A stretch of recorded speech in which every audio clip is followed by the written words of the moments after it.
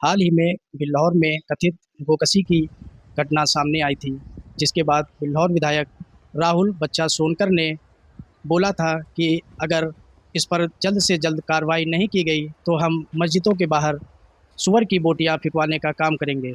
आज हमारे साथ मौजूद हैं सपा विधायक मोहम्मद हसन रूमी। उनसे इस बारे में बातचीत करते हैं।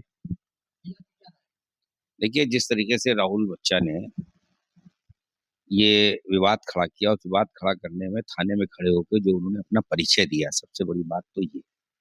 उन्होंने कहा कि मेरा इतिहास नहीं मालूम है, ऑफिस में बैठकर तुम नौकरी कर रहे हो, मेरा इतिहास बहुत अच्छा नहीं है।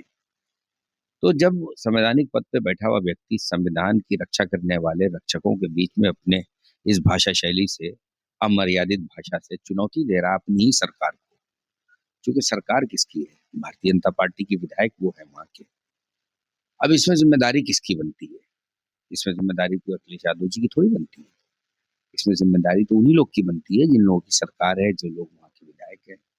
और वो उस जिम्मेदारी का निर्वाह अगर वैमनस्यता फैला के, अमर्यादित भाषा को फैलाकर, अगर वो अपनी नाकामी को छुपाकर देने का काम करें, तो जनता सब जान गई है। जैसे ही चुनाव का साल आया, आपने फौरन इस तरह के काम शुरू कर दिए। आप जिस भंडारण की बात कर रहे हैं, वो वैधानिक रूप से वहाँ के प्रशासनिक सिस्टम से उन लोगों को नियमानुसार वहाँ पर लाइसेंस दिया गया है। उस लाइसेंस में जो काम वो करते हैं, लाइसेंस जिस चीजों का है वो है। और अगर उसमें कोई दोषी है, तो पर्टिकुलर उस दोषी को आप टारगेट कर सकते हो।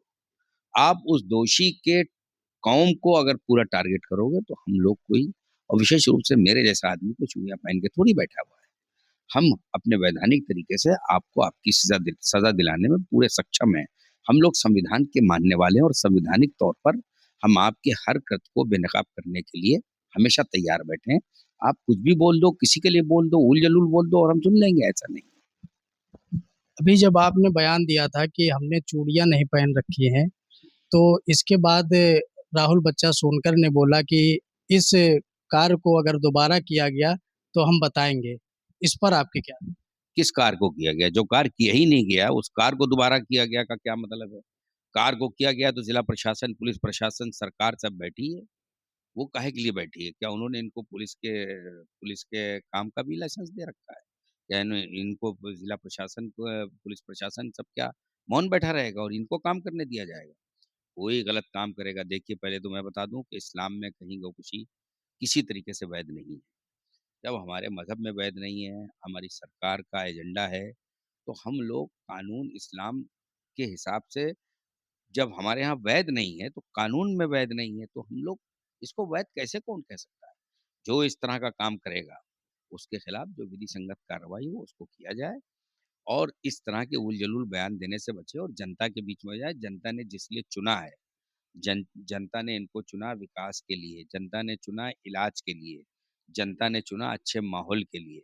जनता ने अपने विधानसभा क्षेत्र में ये सोच के चुना था कि यहाँ पे एक अच्छा माहौल होगा, लोगों के काम होंगे, अस्पतालों में इलाज होगा। वो सब तो कुछ किया नहीं आपने। अब आपको लगा कि अब कुछ किया नहीं, 4 साल हो चुके हैं, आखिरी साल है, अब इसमें कुछ इस तरह का रायता फैलाओ। तो ये रायता फैलने वाला नहीं है। रायता फैलाने का काम अब खत्म हो चुका है। अब जनता इनसे रिपोर्ट कार्ड जब मांगने पहुंची, तो आप इस तरह का रिपोर्ट कार्ड दे रहे हो। हम किसी भी ऐसे आदमी के साथ नहीं है जो असंवैधानिक बात करे, असंवैधानिक कृत्य करे। हमारे मजहब में जो चीज़ नहीं है, जो अगर वो कर रहा है, कोई अगर मुसलमान भी कर रहा है, और अगर मुसलमान ने किया है, हमें तो नहीं मालूम किया है, अगर मुसलमान ने किया तो जो उसके खिलाफ विधि संगत कार्रवाई हो, आप उसको करो। आप उसकी कौम को क्यों टारगेट करोगे? हमारे मजहब में ये सिखाया गया है कि आप हर धर्म का सम्मान कीजिए। अगर मैं मुसलमान हूँ, मस्जिद में इबादत करता हूँ, तो इसका ये मतलब नहीं कि दूसरे धर्मों को हम दूसरी नज़र से देखें। दूसरे धर्म के जितने भी इबादतगाह हैं, जितने भी धार्मिक स्थल हैं, वो सब हमारे लिए एक सम्मान की जगह है। हम उसको सम्मान से, इज्जत से उसको देखते हैं, और उसको देखते रहेंगे। अच्छा, आपसे अंतिम सवाल ये है कि 2027 की तैयारी कैसी है? हम अपने काम और अपने काम के और रिपोर्ट कार्ड के अनुसार जनता के बीच में हैं, और इस वक़्त उत्तर प्रदेश में पीडीए के महानायक आदरणीय अखिलेश यादव जी की तरफ पूरे प्रदेश के ऐसे लोग, अब तो हम समझते हैं पीडीए पूरा ही हो चुका है। किसी के लिए कुछ नहीं किया। इसी तरीके के उल-जलूल बयानों से ध्यान को भटकाने का काम हर अपने विधानसभा क्षेत्र का व्यक्ति है, जो भी नेता है, वो कर रहा है। जनता इसको बहुत ठीक से जान गई। जनता चाहती है रोटी, कपड़ा, मकान, रोज़गार। जनता ये चाहती है कि जो भी हमारी सरकार हो, वो हमारे घर में 2 रोटी इज़्ज़त की देने का काम हमारे लिए करे। हमारे हमारे घर में कोई रोज़गार के लायक उसको रोज़गार दे। कोई अगर हमारे पीडीए समाज के लिए जो रिज़र्वेशन की पॉलिसीज़ हैं, उसको पूरा अडॉप्ट किया जाए, पूरा उसका कम उसको उसको कंप्लाइन किया जाए, रिज़र्वेशन को समाप्त ना किया जाए। तो इन सब बातों को लेकर मुद्दे जनता ने खुद चुन लिए हैं और जनता उन मुद्दों पर खुद चुनाव लड़ने जा रही है। कैंडिडेट पीडीए का जो भी होगा, वो उस पीडीए कैंडिडेट को 100% जिताएगी और 2024 में जिस तरीके से उत्तर प्रदेश में आदरणीय अखिलेश यादव जी के नेतृत्व में जो पीडीए के जितने 47 विधायक, चाहे वो 6 कांग्रेस के हों, बाकी सपा के हों, उसी तरीके से अगर आप उसको कन्वर्ट करेंगे विधानसभा में तो 250 उस समय के हिसाब से 250 और अब तो मैं समझता हूँ 300 पार का हिसाब बनते जा रहा है। बिहार और महाराष्ट्र में अभी हाल ही में बीएमसी चुनाव हुए। उसमें ओवैसी की पार्टी ने अपनी उपस्थिति दर्ज कराई।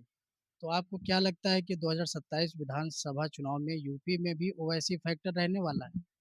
देखिए, सबसे बड़ी बात ये है कि हर जगह का, हर प्रदेश का अपना अलग-अलग पॉलिटिकल सिस्टम होता है। बिहार का अलग है, महाराष्ट्र का अलग है, वहाँ उनके लोग, उनके सांसद पहले से रहे हैं। बिहार में 5 विधायक पहले से रहे हैं।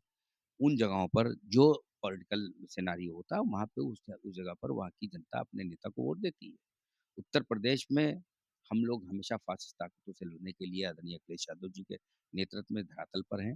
यहाँ पे कोई फैक्टर इस तरह का नहीं है। भारतीय जनता पार्टी के खिलाफ अगर कोई सबसे बड़ा दल है, तो वो समाजवादी पार्टी और उसके नेता आदरणीय अखिलेश यादव जी।